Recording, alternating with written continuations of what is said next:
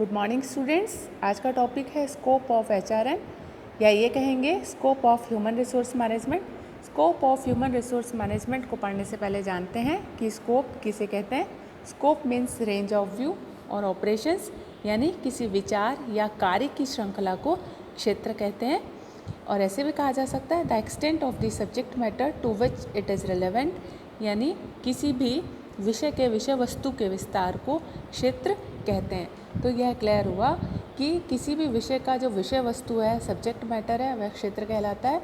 तो इस तरीके से यह क्लियर है कि ह्यूमन रिसोर्स मैनेजमेंट का जो क्षेत्र होगा वह इसमें आने वाले कार्य होंगे, या इसकी विषय वस्तु जो भी इससे रेलेवेंट है उस सारी विषय वस्तु को हम क्षेत्र या स्कोप कहेंगे। देखते हैं कि स्कोप ऑफ एचआरएम क्या है। Scope of HRM is very vast. It includes all activities starting from manpower planning till employee leaves the organization. यानी यह मैन पावर प्लानिंग से शुरू होकर कर्मचारियों के द्वारा बिजनेस फॉर्म को छोड़ने तक की सारी एक्टिविटीज़ को इसमें इंक्लूड किया जाता है। Basically scope of HRM comprises of 3 aspects. आधारभूत रूप से या ये कहेंगे कि मुख्य रूप से मानव संसाधन प्रबंधन के क्षेत्र को 3 भागों में बांटा गया है। पहला पर्सनल एस्पेक्ट, यानी कि कार्मिक आयाम। इसमें वह सारे बातें शामिल होती हैं या वह सारी कार्य शामिल होते हैं जो कि कर्मचारियों से संबंधित होते हैं। It is concern with man power planning, यानी इसमें मानव संसाधन नियोजन सम्मिलित है। Recruitment, selection, placement, transfer, promotion, training and development, lay off, retrenchment, remuneration, incentive, productivity etcetera. ये सारी एक्टिविटीज़ पर्सनल एस्पेक्ट में इंक्लूडेड होती है। इसके अलावा वेलफेयर एस्पेक्ट होता है। वेलफेयर जो एस्पेक्ट होता है it deals with working conditions and amenities such as canteens, creches, rest and lunch rooms, housing, transport, medical assistance, education, health and safety, recreation facilities etcetera. यानी श्रम कल्याण से संबंधित आयाम में ये सारी सुविधाएं या ये सारे कार्य इंक्लूडेड होते हैं जिनको कि हम ह्यूमन रिसोर्स मैनेजमेंट के स्कोप में इंक्लूड करते हैं। तो कर्मचारियों के कल्याण से संबंधित सारे कार्य भी मानव संसाधन प्रबंधन का ही विषय वस्तु, सब्जेक्ट मैटर या स्कोप या कार्य होते हैं। तीसरा इंडस्ट्रियल रिलेशन एस्पेक्ट, यानी कि औद्योगिक संबंध आयाम। This covers union management relations and joint consultation, collective bargaining, grievance and disciplinary procedure, settlement of disputes etcetera. ये जो सारी बातें हैं जिनका संबंध औद्योगिक संबंध से है, जिसमें कि कहा गया कि union management relations, joint consultation, सामूहिक सौदेबाजी, परिवेदनाओं का निवारण एवं सेटलमेंट ऑफ डिस्प्यूट्स, यानी कि विवादों का निराकरण या उनके समाधान से संबंधित जितनी भी व्यवस्थाएं हैं वो सारी व्यवस्थाएं या वो सारे कार्य मानव संसाधन प्रबंधन के क्षेत्र में आते हैं। हमने देखा कि स्कोप ऑफ एचआरएम को बेसिकली 3 पार्ट्स में डिवाइड किया गया। 1 इज पर्सनल एस्पेक्ट, जो कि कर्मचारियों से संबंधित है, जिसमें कर्मचारियों से संबंधित सारे कार्य आते हैं, जिसमें उनकी प्लानिंग यानी उनको प्राप्त करने से संबंधित योजना, फिर रिक्रूटमेंट, सिलेक्शन, प्लेसमेंट, ये सारी बातें जो भी कर्मचारियों के प्रबंधन से संबंध रखती हैं उनको हमने पर्सनल एस्पेक्ट कहा। और पर्सनल एस्पेक्ट एचआरएम का स्कोप हुआ। दूसरा एस्पेक्ट था वेलफेयर एस्पेक्ट, यानी कर्मचारियों के कल्याण से संबंधित सारी बातें पर्सनल मैनेजमेंट और ह्यूमन रिसोर्स मैनेजमेंट के स्कोप में इंक्लूडेड हुआ। And the third one is industrial relations aspect, जिसमें ये कहा गया कि कर्मचारियों और प्रबंधकों के बीच के जो संबंधों को बेहतर बनाने से संबंधित जितनी भी व्यवस्थाएं हैं या कार्य हैं उन कार्यों को इंडस्ट्रियल रिलेशन एस्पेक्ट में इंक्लूड किया जाता है, as well as it is a part of scope of human resource management. तो कहेंगे कि ह्यूमन रिसोर्स मैनेजमेंट का जो स्कोप होता है बेसिकली वो इसकी एक्टिविटीज़ ही हुआ। जैसा कि शुरू में भी कहा था मैंने कि जो इसकी एक्टिविटीज़ हैं उसी को एक्टिविटीज़ के एक्सटेंशन को ही स्कोप कहा जाता है। तो ऑपरेशंस का एक्सटेंशन ही जो है स्कोप होता है। तो ये क्लियर हो गया कि इसके जो एस्पेक्ट्स हैं वो ह्यूमन रिसोर्स मैनेजमेंट की एक्टिविटीज़ को ही एम्फेसाइज कर रहे हैं। तो ह्यूमन रिसोर्स मैनेजमेंट की एक्टिविटीज़ को बेसिकली जो है 2 भागों में बांटा गया है। The different activities that come with in the scope of human resource management can be classified into 2 parts.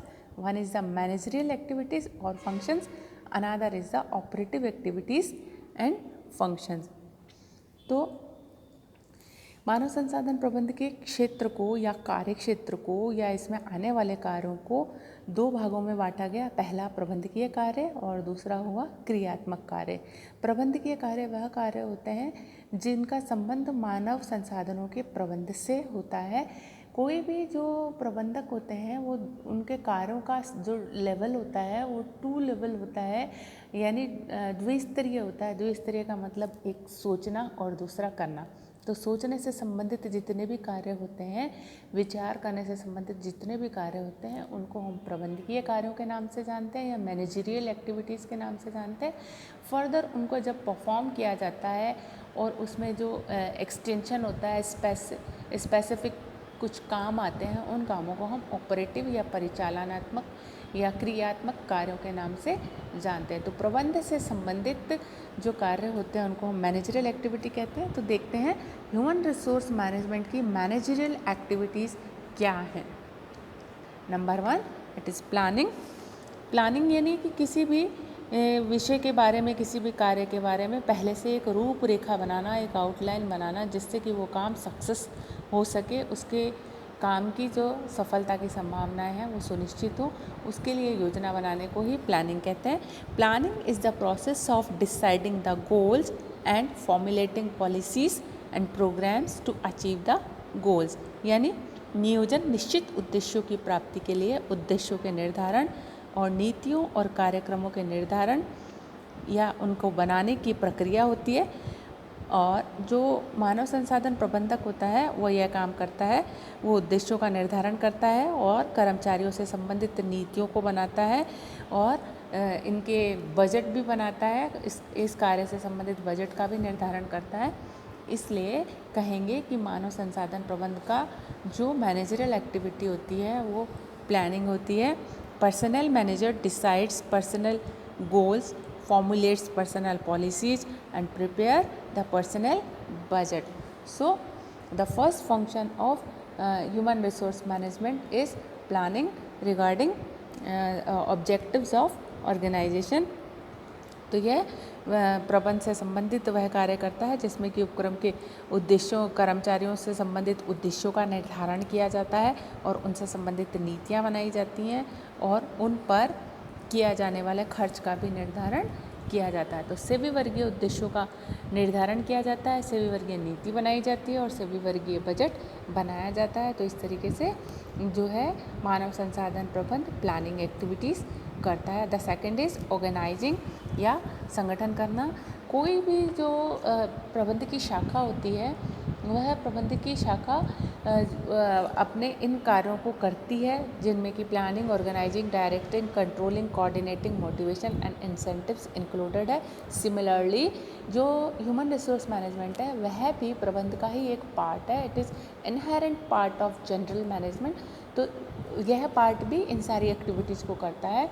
तो नियोजन करने के बाद में, जिसमें कि हमने पढ़ा कि ये जो है विभिन्न उद्देश्यों का निर्धारण करता है, कर्मचारियों से संबंधित नीतियाँ बनाता है, बजट बनाता है, उसी तरीके से यह संगठन संबंधी क्रियाएं भी करता है। तो देखते हैं कि संगठन होता क्या है। संगठन से आशय होता है कर्मचारियों का श्रेष्ठतम योगदान प्राप्त करने के लिए संसाधनों का विवेकपूर्ण उपयोग करना, या यूँ कहेंगे organising refers to the judicious use of resources to achieve the best out of the employees. और it can be said that organising is the process of allocating task, establishing authority and responsibility for the employees and integrating their activities towards the common objectives. संगठन किसी सामान्य उद्देश्य की प्राप्ति के लिए कर्मचारियों के कार्यों के आवंटन, अधिकारों और दायित्वों के निर्धारण और उनके कार्यों में समन्वय स्थापित करने की प्रक्रिया होती है। सिमिलरली ह्यूमन रिसोर्स मैनेजर को भी उपक्रम के कार्यों, व्यक्तियों और संसाधनों में समन्वय स्थापित करते हुए कर्मचारियों के कार्यों, अधिकारों और उत्तरदायित्वों का निर्धारण करना होता है। तो यह है ह्यूमन रिसोर्स मैनेजमेंट के ऑर्गेनाइजिंग फंक्शन में इंक्लूडेड होता है। The third one is directing और निर्देशन। निर्देशन करना प्रबंध का एक महत्वपूर्ण कार्य है।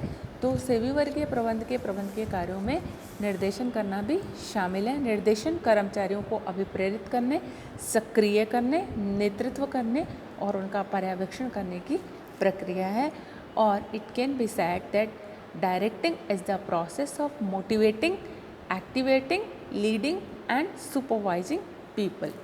HR manager influences the actions of his subordinates and secures the willing and effective cooperation of employees for attaining organizational goals.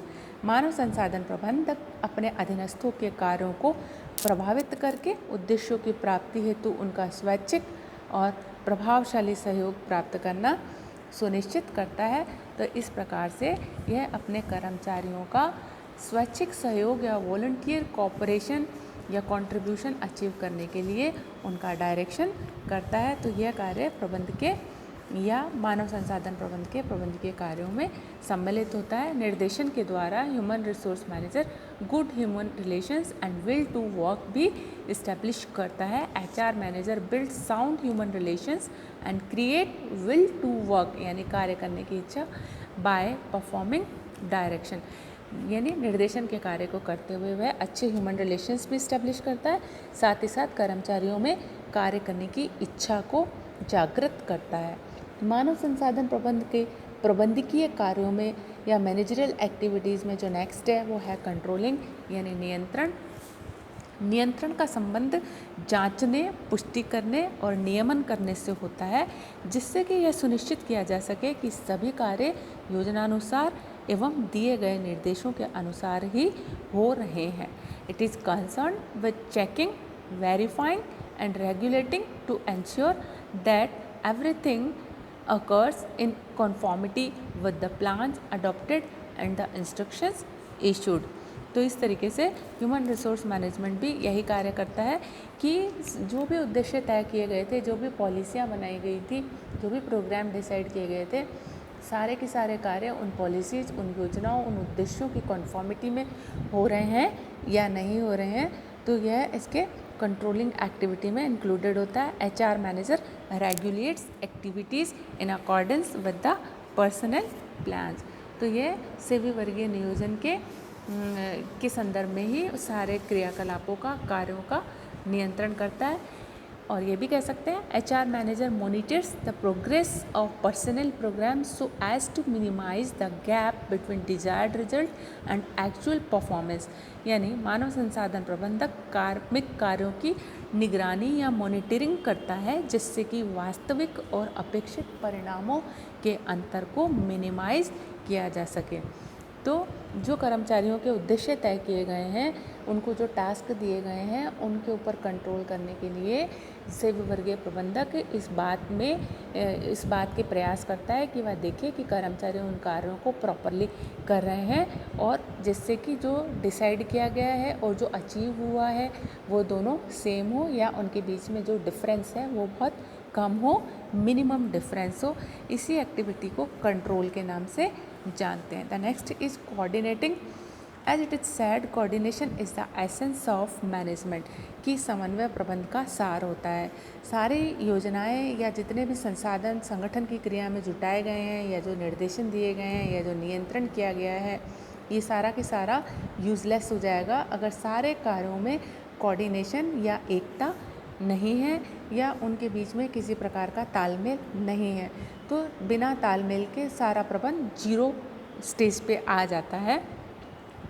Coordination is the process of synchronizing and integrating the efforts of individual and departments of an organization with a view to attain the organization's goal effectively and efficiently.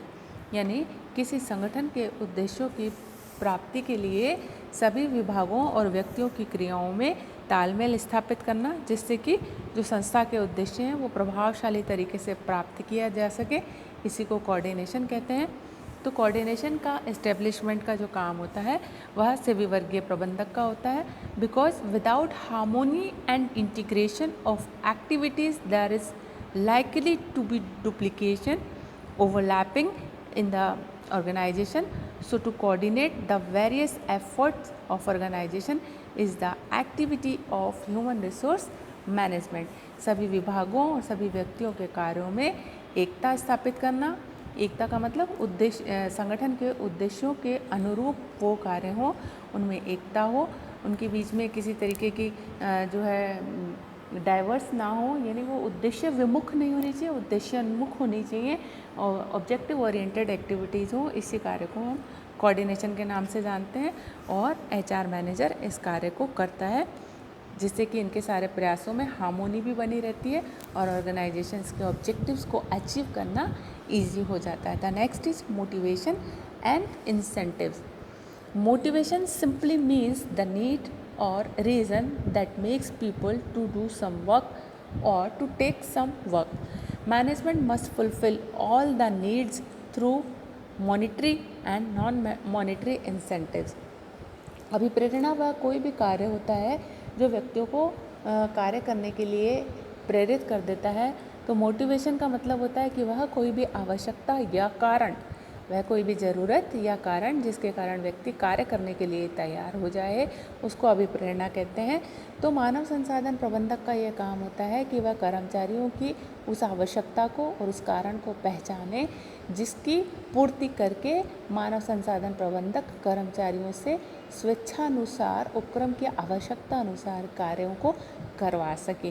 तो motivation and incentives जो होते हैं वो भी human resource management के managerial activities में include होते हैं और एम्प्लॉयज़ को मोटिवेट करने के लिए financial, non financial, monetary and non monetary दोनों टेक्निक्स को यूज करके उनसे कार्य लिया जा सकता है। और यही एक मानव संसाधन प्रबंधक का उद्देश्य होता है कि वह कर्मचारियों को प्रेरित करके, इंस्पायर करके, एनकरेज करके, मोटिवेट करके उनसे कार्य ले। तो इस तरीके से आज के इस लेक्चर में हमने जाना कि जो scope of human resource management होता है, उसके स्कोप को बेसिकली जो 3 एस्पेक्ट्स थे और फर्दर 3 एस्पेक्ट्स के बिहाव पर इसके फंक्शंस को 2 पार्ट्स में डिवाइड किया गया। That is one is managerial and another is operative functions.